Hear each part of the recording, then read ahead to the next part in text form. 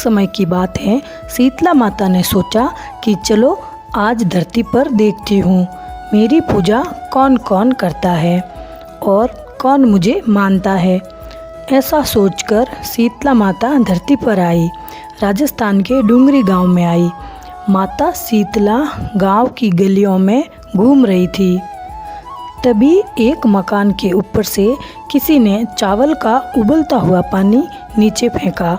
वह शीतला माता के ऊपर जा गिरा, जिससे माता के शरीर में फोड़े उपड़ गए। शीतला माता का पूरा शरीर जलने लगा। वह गांव में इधर उधर भटकने लगी और कहने लगी, अरे मैं जल गई, मेरा शरीर जल रहा है, कोई मेरी मदद करो। लेकिन गांव में किसी ने भी माता की मदद नहीं की। तभी एक अपने घर के बाहर एक कुमारन बैठी थी। उसने देखा कि वह बूढ़ी माँ बहुत जल गई है। उनके पूरे शरीर पर फफोले पड़ गए हैं और वह अपने शरीर की तपन को सहन नहीं कर पा रही है। तब वह कुमारी बोली, माँ तुम यहाँ आकर बैठ जाओ, मैं तुम्हारे शरीर पर ठंडा पानी डालती हूँ। तब कुमारन ने उसके शरीर पर एक मटके से ठंडा ठंडा पानी डाला और बोली, माँ मेरे घर में रात की बनी राबड़ी रखी है, तुम वह खा लो। जब उस बूढ़ी माँ ने ठंडी राबड़ी और दही खाया तो उसके शरीर को ठंडक मिली। तब वह बोली, बेटी मेरे सर में जुएं देख ले। जब कुम्हारी माता के सर से जूहें निकालने लगी तो उसने देखा कि उनके सर के पीछे भी एक आँख है, जिससे देखकर वह डर गई और वहाँ से भागने लगी। तब वह माँ बोली, रुक बेटी, डर मत, मैं कोई भूत प्रेत नहीं, मैं तो शीतला माता देवी हूँ। तब माता ने अपना असली रूप धारण किया। माता के दर्शन कर कुमारी रोने लगी। माता बोली, तू क्यों रो रही है? तो वह हाथ जोड़कर माता से बोली, माता मेरे घर में चारों तरफ दरिंदा है, मैं आपको कहाँ बैठाऊँ?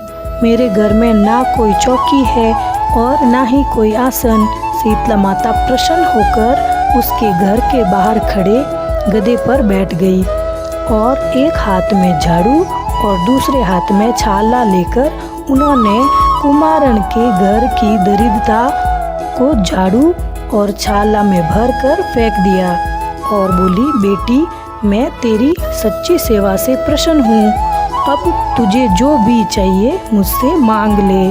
तब कुमारी हाथ जोड़कर बोली, माता आप इस गांव में स्थित होकर रहिए, जिस प्रकार मेरे घर की दरिद्रता आपने दूर करी है, वैसे ही जो भी व्यक्ति फागुन मास की अष्टमी को भक्ति भाव से आपकी पूजा करे, आपको ठंडा जल और ठंडे भोजन का भोग लगाए, उसके घर की दरिद्रता आप सभी दूर करें। माता ने उसे तथास्तु कहा और बोली, तू इस मटके का जल अपनी झोंपड़ी पर छिड़क लेना, कल सारे नगर में आग लगेगी लेकिन तेरी झोंपड़ी नहीं जलेगी।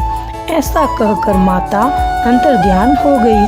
कुमारन ने ऐसा ही किया।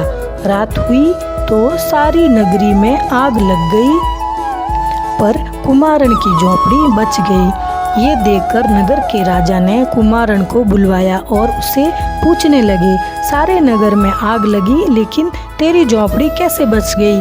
तभी कुमारन ने राजा को शीतला माता की कृपा की सारी बात बता दी और बोली, मुझ पर शीतला माता की कृपा हुई है।